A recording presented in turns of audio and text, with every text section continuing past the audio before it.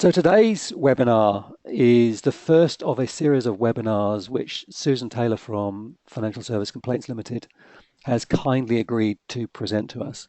Now, Susan is the head or the CEO of Financial Service Complaints and has some very, very useful insights into the nature of the complaints in our industry.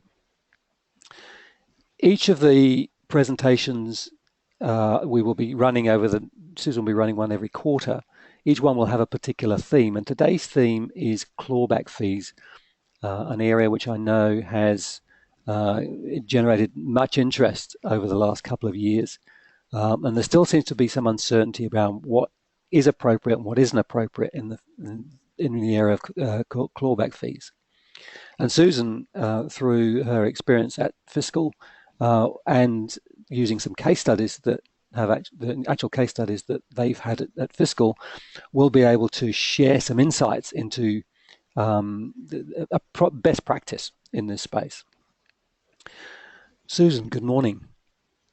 Good morning, David. Thank you very much for taking the time out today to present this information. I'm sure it's going to be valuable to all the participants. Lovely. Well, thank you, David, and thank you very much for inviting me to talk to you this morning, and thank you to all of those people listening in. As David says, I'm going to talk to you today about some of the complaints we have seen around clawback fees. And as we know, clawback can be quite a contentious term.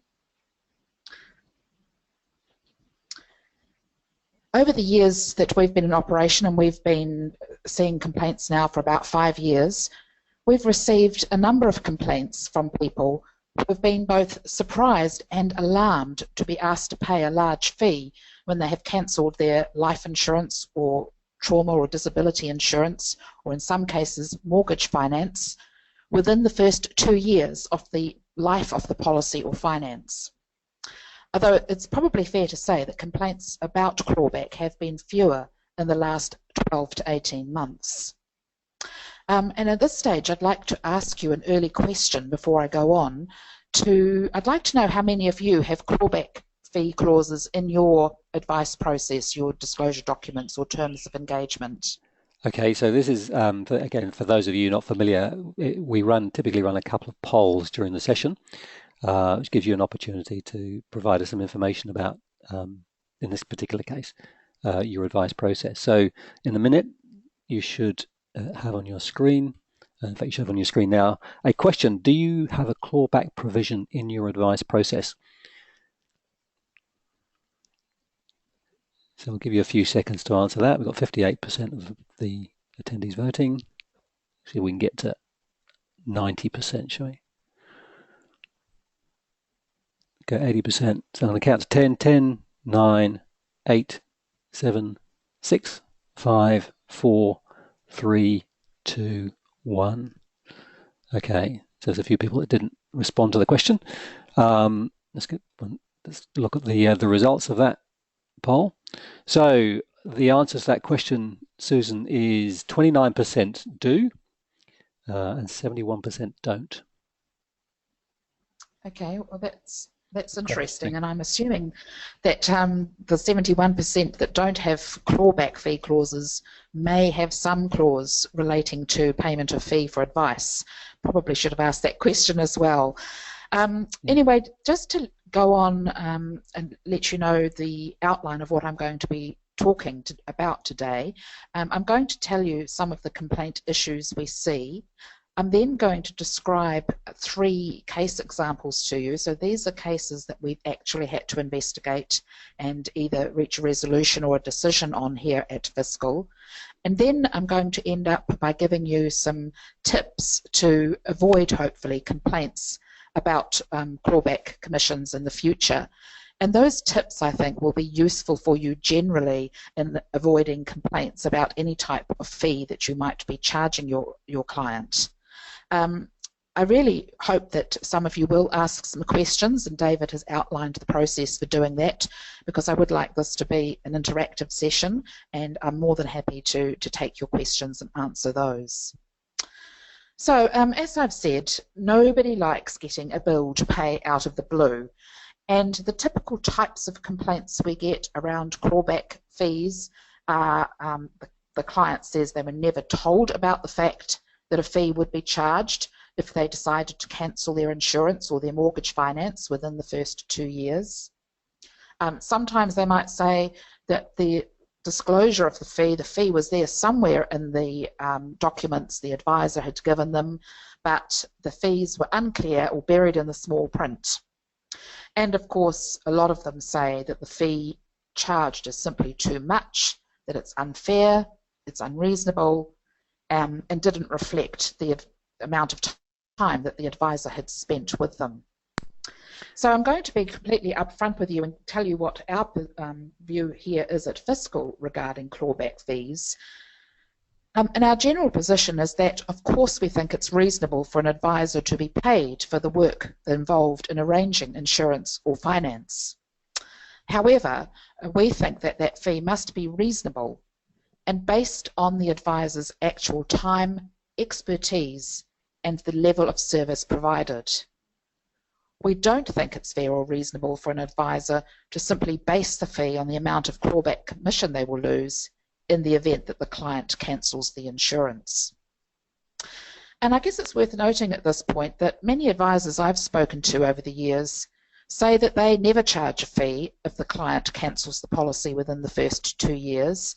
A lot of advisors say the fact that the client is cancelling so soon means that they didn't do a good enough job at the point of advice or sale of the product. And other advisors have said to us that, well, it's just a case of swings and roundabouts. It's part of the cost of doing business that you're going to lose some clients in the first 2 years.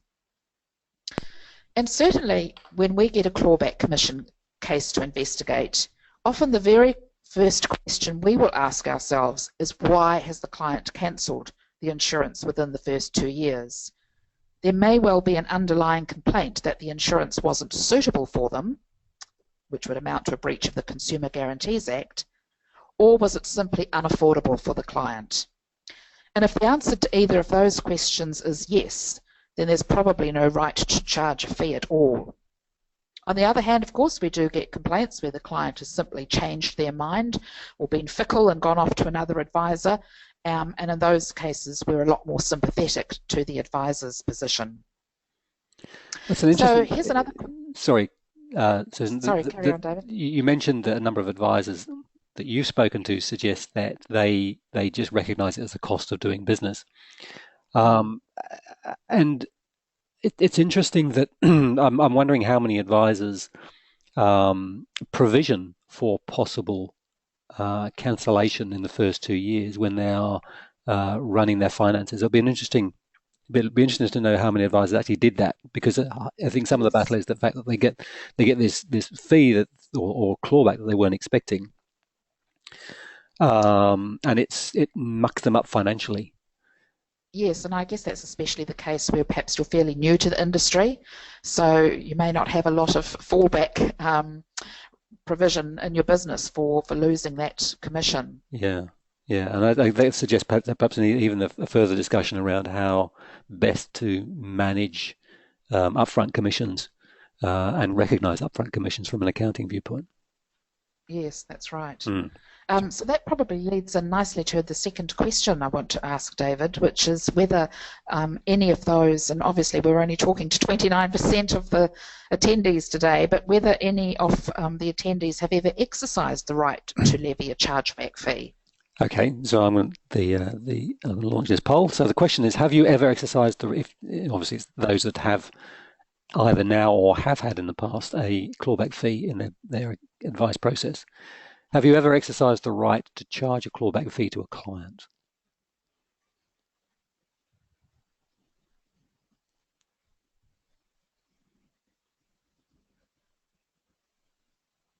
Okay, give it 10 seconds. 10, 9, 8, 7, 6, 5, 4, 3, 2, 1. Go. Okay. Let's launch the results of that poll, which are quite interesting, actually. So, although so 88% said no, and presumably that reflects the audience's position as it relates to clawback fees. Of those that did, 4%.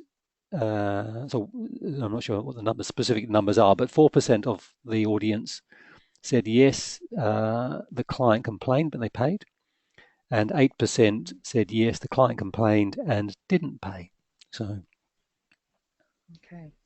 Well, look, the numbers we're getting today, David, probably explain to some extent why complaints about clawback fees have been far fewer in the last, as I said, 12 to 18 months than we were getting a few years ago. And obviously that's very encouraging, I think, to see, and is just an example, I think, of the industry further maturing. What I'd like to do now is actually describe a few cases that we've had involving clawback commissions. And the first of these was a case involving an advisor who we've called Joanna, and I'd hasten to add here that we have anonymised the names of both the advisors and the clients to assure anonymity. And in this case, Joanna had been Samantha's insurance and mortgage advisor for some years. And in February 2012, Joanna brokered Samantha's home loan finance. And about a year later, Samantha asked Joanna to review her trauma, health and income protection insurances. And as part of the process, as usual, Joanna asked Samantha to sign terms of engagement. Joanna then placed the insurance on Samantha's behalf and, of course, received a commission payment from the insurance company. Now, towards the end of 2013, so that was about a year later, Samantha sold her house and repaid her home loan, and then she decided to use another broker to arrange the lending for a new house that she bought. At the same time, Samantha told Joanna that she couldn't afford her insurance payments any longer and wanted to cancel the policies that Joanna had arranged for her the previous year. Now, Joanna told Samantha that that would mean that the insurance company would claw back the commission paid and that she would have to recover this cost from Samantha. And the commission clawback in total came to about $7,500, so a fairly hefty clawback. It was about $6,000 for the insurance policies and $1,500 for the home loan finance, because that had also ended up being repaid within the first 2 years. Now, as you can imagine, Samantha wasn't at all happy to suddenly be facing a bill of $7,500, particularly when her financial circumstances were fairly strained at the time. Samantha said she was completely unaware that if she cancelled the insurance policies or repaid her mortgage within the 2 years, she would have to pay a fee. But Joanna said her terms of engagement that Samantha had signed stated that she could charge a fee if an insurance policy was cancelled within the insurer's clawback period. And she considered it only reasonable for Samantha to pay her for what she said was a considerable amount of work she had done on Samantha's behalf. Now, in this case, the actual clause within the terms of engagement read, as I've got on the screen here, I may charge a fee if the insurance is cancelled within the insurer's clawback period on commission paid. Now, we thought that that clause was not adequate disclosure. For a start, within the terms of engagement, it was, I guess, buried in the small print under an unrelated heading, what do I get paid? It contained some jargon. We didn't think that Samantha or average person would even understand what clawback meant. And most importantly, it gave no idea at all of the amount of the fee that might be charged in those circumstances. So we had to talk to Joanna, and we said that we considered it was reasonable for a fee to be charged, but we didn't think that it was reasonable for the fee to be based on the amount of the considerable clawback in this case. And we also told her that we had some concerns about the way her clawback provision had been worded in her terms of engagement. Um, to her credit, Joanna quickly accepted that perhaps the fee she was asking for was too high, and that the clause could have been better worded. And in the end, that case ended up settling for $800.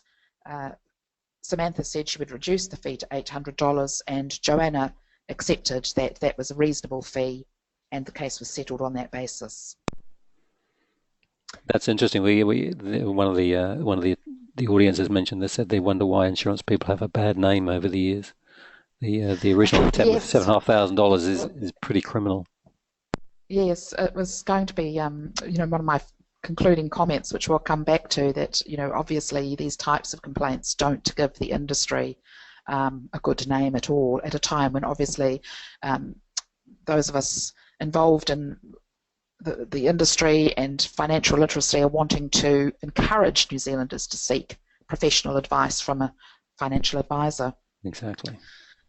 And the second case I'm going to describe to you was also a poorly worded disclosure statement. And in this case, David, he was the insurance advisor with his company, which I've called XYZ Insurance Services. He arranged some life insurance for his clients, Joan and Barry, and when advising them, he asked them to sign a disclosure statement which contained the following statement. First of all, it's a fairly long sentence, I would add.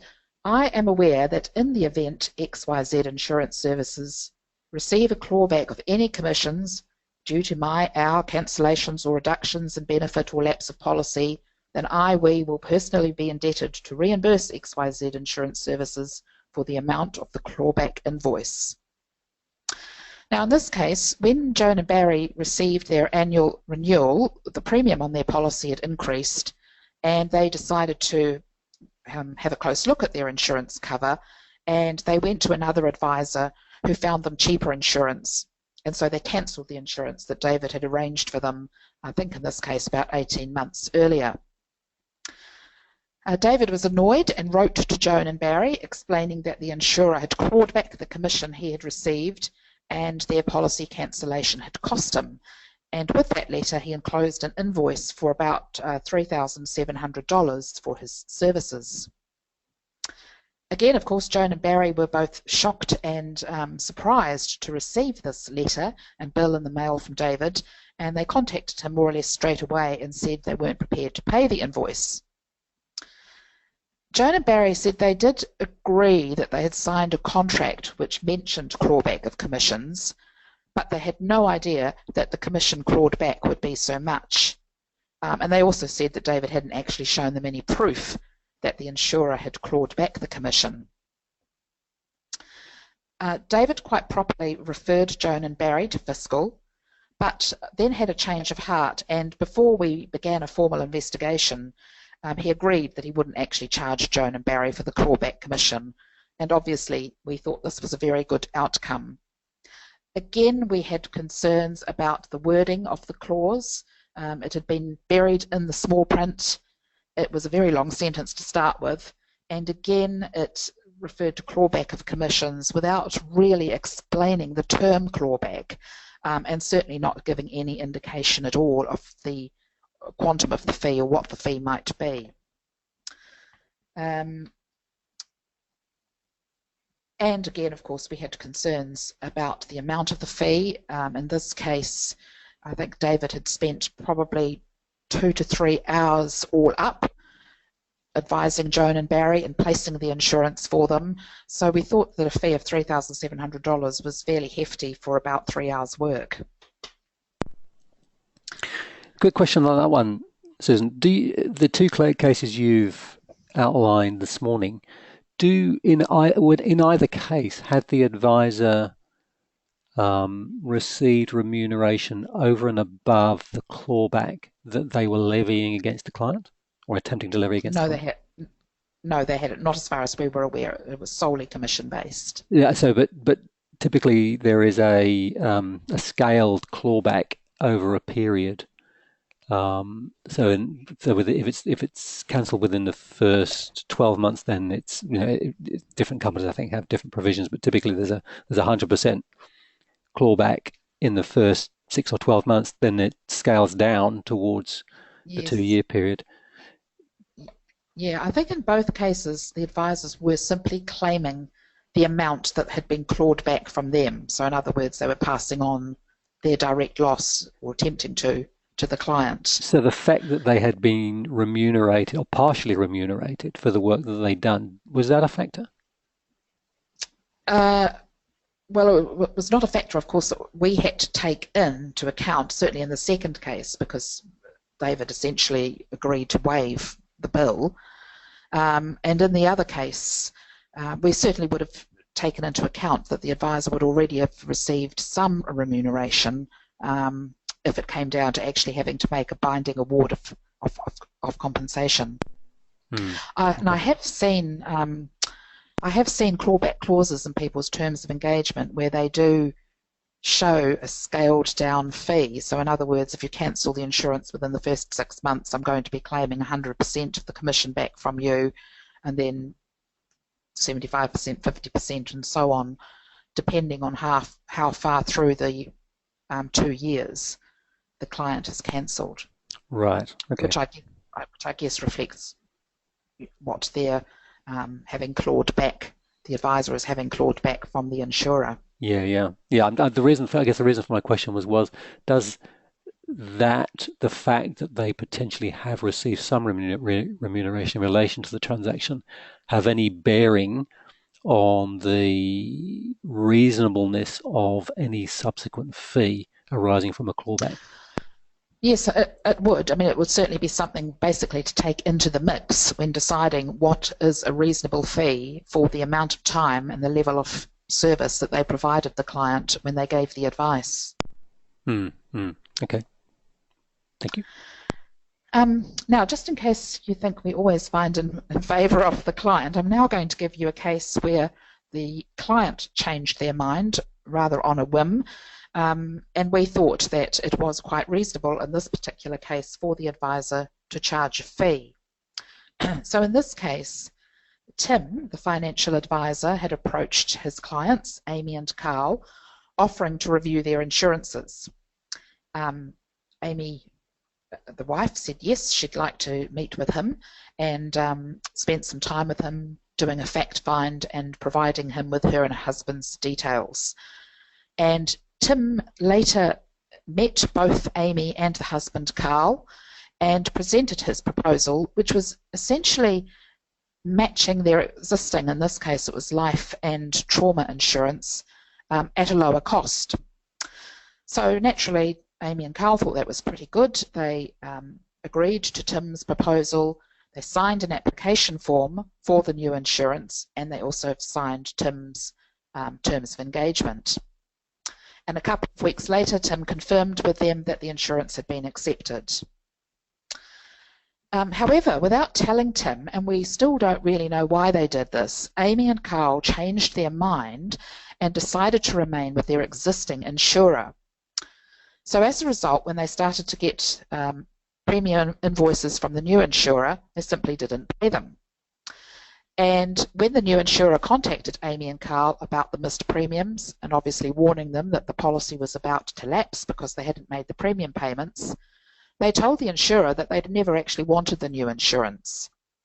So then, of course, the insurer contacted Tim, who tried to contact Amy and Carl, but Amy and Carl didn't return Tim's telephone calls or emails. So Tim, and I think quite understandably in this case, because he had spent a reasonable amount of time with Amy and Carl and appeared to have got them a better deal on their insurance, and they seemed to have been quite happy with his advice, said that because they hadn't proceeded with the insurance, he was going to charge them a fee of about $2,000 for his time spent in meeting with them and giving them advice. Now, where Tim probably made a mistake here was that Amy and Carl still didn't reply. He'd sent them an invoice, followed up with them about payment, and when they still didn't communicate with him, Tim said that he would have no option but to refer the debt to a debt collection agency. Again, they didn't reply, and he sent the debt off to a collection agency, And of course, when the collection agency came knocking on Amy and Carl's door, that of course prompted the complaint to Fiscal. Amy and Carl contended that Tim had offered to provide them with a no obligation free quote and said, well, in those circumstances, we don't think he had any right to charge us any fee, and they weren't going to pay anything. Now, when Tim had presented the proposal to Amy and Carl, they had signed his terms of engagement, and immediately above their signature on the terms of engagement, under a clear heading that said advisor remuneration, there was information about Tim's costs, and that if they chose to cancel the insurance he was arranging with them within the first 18 months, he would be charging a fee based on his time and services. So in other words, he wasn't attempting to claw back commission in that situation, but rather to charge a fee based on time and service. And it seemed to us in this case, Amy and Carl weren't really able to give us any good reasons at all why they had changed their mind. They simply seemed to have, for some reason, got cold feet and had a change of mind on a fleet of fancy. So in that case, we thought that Tim had done quite a lot of work for them. He'd gone beyond preparing a quote, and they had actually, Amy and Carl, contractually committed to the new policy. So we had a close look at Tim's fee, which we thought was pretty reasonable for the time and effort that he had spent meeting with Amy and Carl and placing the insurance. The only thing that we thought was questionable was that Tim had included $300 for a meeting that Amy and Carl had cancelled at the last minute. The terms of engagement didn't include any charges for cancelled meetings, and we thought $300 for a cancelled meeting was somewhat on the steep side and was again really a matter of just normal business risk. So we said that the bill should be reduced by $300, but that we thought the remaining $1,700 was a reasonable fee for the time and service involved. So we didn't uphold the complaint, apart from, as I've said, suggesting that Tim adjust the bill by $300. After that, we don't know what happened. I suspect that Tim probably still had difficulties getting the money from Amy and Carl, but at least he had the benefit of a short decision from us saying that the fee was reasonable, bar the $300. So if the matter did end up in the disputes tribunal, there would be nothing to have stopped him using our recommendation in the disputes tribunal. Of course, it would be a question for the referee as to how much weight they wanted to put on our recommendation. I wonder if there's any questions on that case. I've got one actually, Susan. One was in relation to the hourly rate that was recognised as being appropriate in this particular case. Are you able to share that? I think from memory it was around about $300 an hour. Wow. Okay. Yes, I mean we do see obviously varying hourly rates from time to time, and often sometimes we will talk to other people in the industry, perhaps working in a similar area to the advisor, as to what they consider as a range of reasonable fees, I guess. Right, 300 is. I would say that's actually quite relatively high. Quite generous. Yeah, I mean, it's heading towards sort of barrister level fees, isn't it? Yeah, possibly not Wellington barrister fees, I might say. or senior lawyer fees, maybe that's probably a better. Senior lawyer fees, yes. Yeah. Interesting. Okay, thank you. That was useful, because one of the things that we've talked about in the past, or discussed in the past, is actually what is a reasonable hourly rate. So it's interesting to see that this in this particular case, an hourly rate of around 300 was actually considered to be acceptable. Yes, it was. Well, as we always say to our scheme members, we always try and draw lessons from the complaints that we investigate. Ideally, we would like to be able to put our scheme members in the position where they never receive complaints, which might have the unintended consequence of putting Fiscal out of business, but so be it. And we like to share the lessons we've learned with scheme members in the hope that they can avoid similar complaints in the future. And likewise, of course, we often share lessons learned with consumers as well, where we think there's useful learnings and tips for consumers. So what have we learnt from clawback complaints?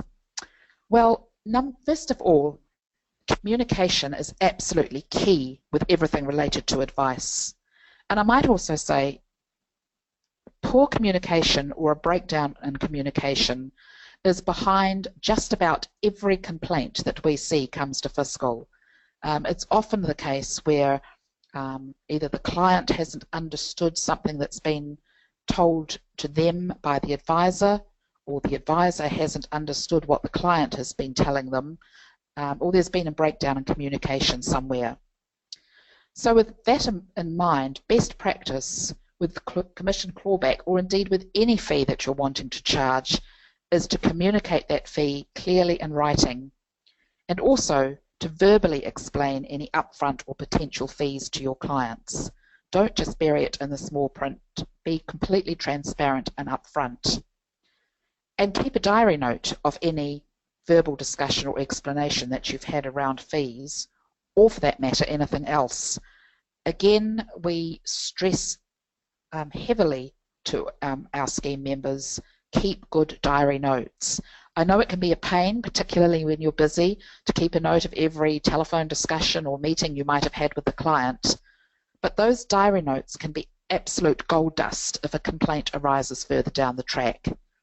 And I might add that as the professional, you're expected to keep diary notes. So if we get a complaint further down the track where the client might be saying that they had a meeting on such and such a date and this was discussed at the meeting, and you as the advisor have got no note of it, then that could well reflect on your credibility.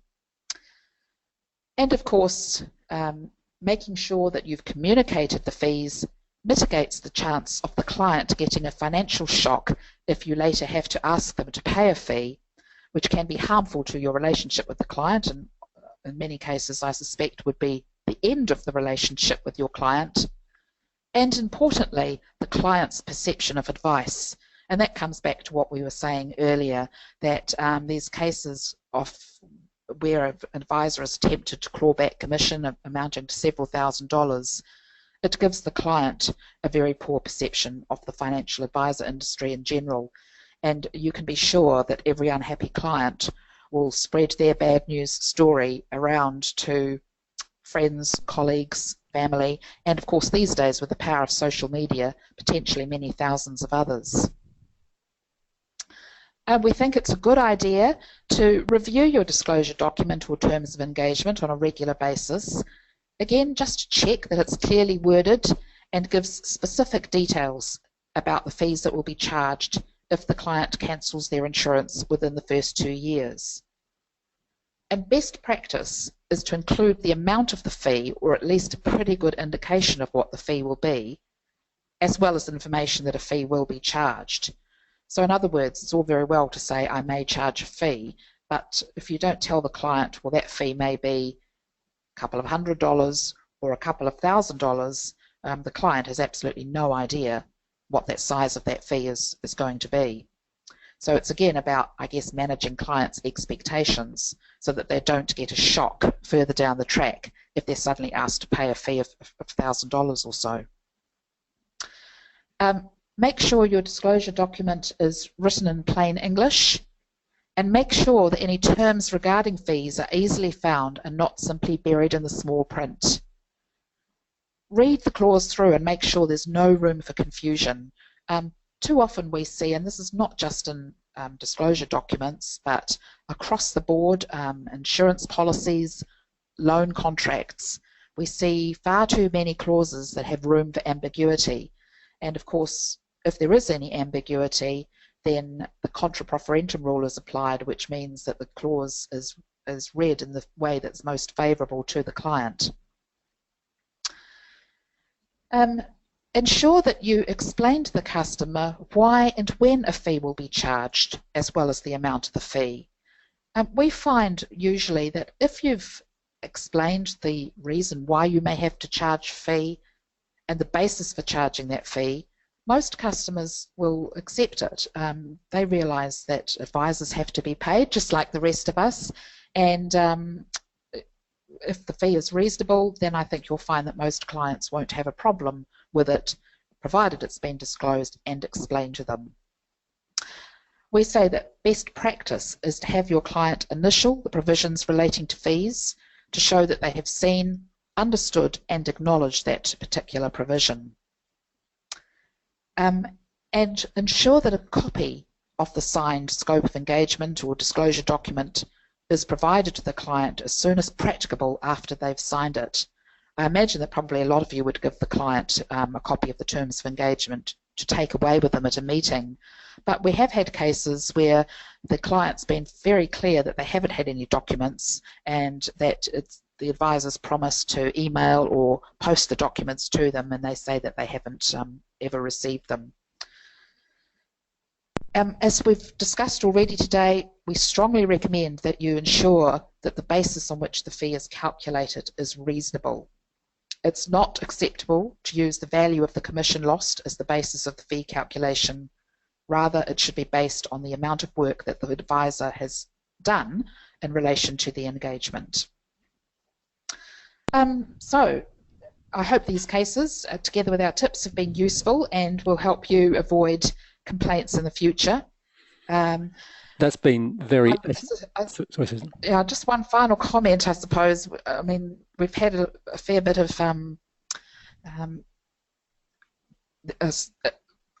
focus, I guess, on commission recently with the controversial MJW report, and of course the Ministry have been looking at the question of commissions in their current review of the Financial Advisors Act, and the general consensus seems to be that there's not going to be any ban or tinkering with the levels of commissions, provided that there is full and transparent disclosure, which I've been talking about today. And it's really good to see that clawback problems are diminishing, because you can be assured, I guess, that if they were continuing to be a problem, then I think that would put commission under the regulatory microscope again. Yes, that's very interesting. It's, as you say, it's encouraging that we are seeing a reduction in those, because at one stage there was quite a flurry of complaints, I understand, in this space, and there was a whole lot of discussion around, well, what's reasonable, and advisors were desperately looking for some insights and some guidance on the best way to handle this particular issue. Yes. Yes, and I mean, we do still see them. I have to say now, I think because our position's pretty clear on what we think is reasonable regarding clawbacks, and I think the FMA have a very similar view. A lot of the complaints now that come to us, I think now get resolved directly between the client and the advisor before we get to the stage of actually having to open an investigation on the complaint. Right. Which is great to see, and again, that's exactly what should happen. So in other words, now if we get a complaint, we always send it back to the advisor in the first instance and say, we've had a complaint from your client, over to you to try and resolve. And 99% of those cases now do get resolved directly between the parties. Yeah. And do you still have that service where advisors can actually get some counselling on the best way to handle it? Yes, yes, we do. We have our Give Us a Call program. Yeah. So there, any of our members can call and speak to one of our case managers. There's no charge for this. It's part of our service. And obviously, we just ask you to keep the client's details anonymous at that stage, because just to avoid any breach of privacy. Yeah. But the advisor can ring and say, I've had a complaint from a client and this has happened, and this is what I'm thinking of doing.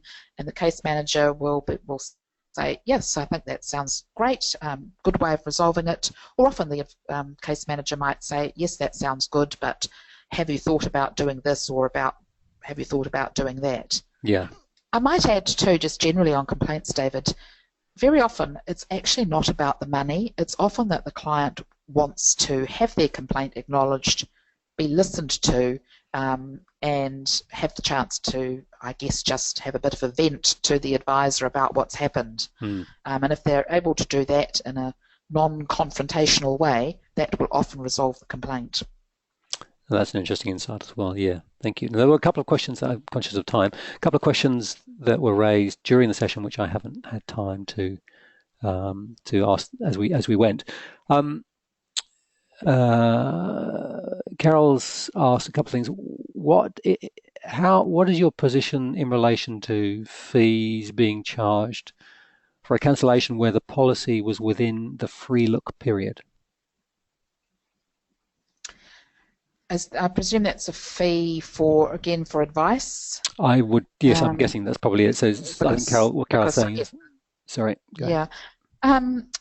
Well, again, it's completely up to the advisor concerned, I suppose, and it comes back to what I was saying before, that some people would just regard people not proceeding with the policy or cancelling it within the free look period as part of the swings and roundabouts of doing business, and wouldn't think to charge a fee in those circumstances.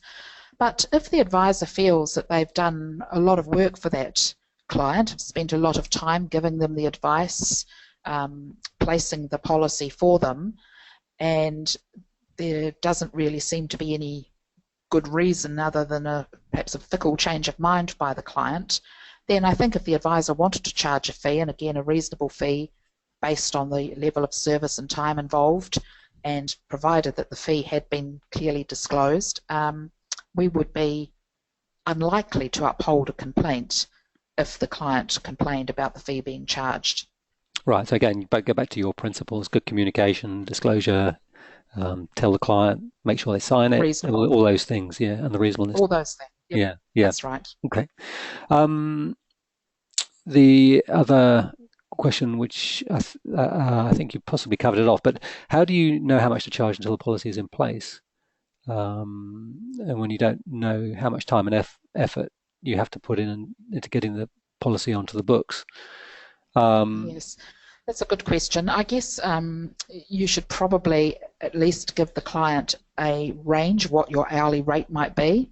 I mean, if it's $200, $250, $300, and then perhaps at least give the client a bit of an estimate of the time involved. And I guess by the time they're about to sign on the dotted line to place the policy, you should be able to give them a pretty good idea of the time that you've spent, because I guess it's not, once you've got to that stage, most of the work has been done. Yeah, exactly. So you could maybe say to them, you know, these are my provisions as to fees. I've spent 3 hours, 4 hours, however long it's been, meeting with you, researching, advising you, etc. So in the event that you decide not to proceed or cancel the policy, then this is an estimate of my fee. Yeah. We're not expecting you to be exact down to the last dollar or even the last $10 or $20, but just to give the client some idea of, as I've said, the fee's going to be several $100s or several $1,000s, just so they don't get a shock if you have to go ahead and charge a fee. Yeah, exactly. One final question from Tony says: Is there any way that you, Fiscal, could provide some satisfactory wordings for clawback? Now, obviously, there's some challenges there because you don't necessarily know what specific provisions you want to include. But is there anything that you can provide, some wording that you could provide, or some examples? Well, possibly, yes. I mean, I hasten to add that we don't give legal advice. Obviously, we have to be very careful not to give legal advice. Yeah. And any advice that we do give, we give on a without prejudice basis, because clearly we may have to look at a complaint on that particular document at a later date, and the complaint might raise something that none of us have thought about before. I might add that we do get asked from time to time, and we're very happy to do this, is to, rather than actually drafting or suggesting the wording, is for the advisor to give us their disclosure documents or terms of engagement and ask us to read through them and suggest any improvements that might be made from a client point of view. So in other words, we read it, putting ourselves in the shoes of the client and say, look, we didn't really understand what you meant here, or you've perhaps used a bit too much jargon. and we're quite happy to, if you like, proofread and make some editing suggestions rather than drafting the clause from scratch. That sounds great. So, That would if be any really of our useful, members yes. if any of our members want to do that, then just get in contact with us. Obviously, send us a copy of the document, and we'd be happy to do that. That would be fantastic. Hey, it's 20 past 11, so and we're just gone slightly over time, and there's still a couple of questions come through. So, but what I might do is I might raise them with you after the session, in the interest of Sure. time, Susan, and I'll put them up with the recorded video. Um, Okay. Thank you very much for your insights this morning. Very valuable, and I think it's really helped to clarify what has been, and I think continues to be, a slightly grey area for a number of advisors. Yes. So we look forward to the next one, which I think is in July. Is that right? Was the Yes, I have to Yeah, check my diary July? actually, June or Yeah. July, but yeah. Yes. Hopefully, everybody on the audience today has found the insights that Susan shared today very valuable. If you've got any questions, obviously come back to me, and I can run them by Susan.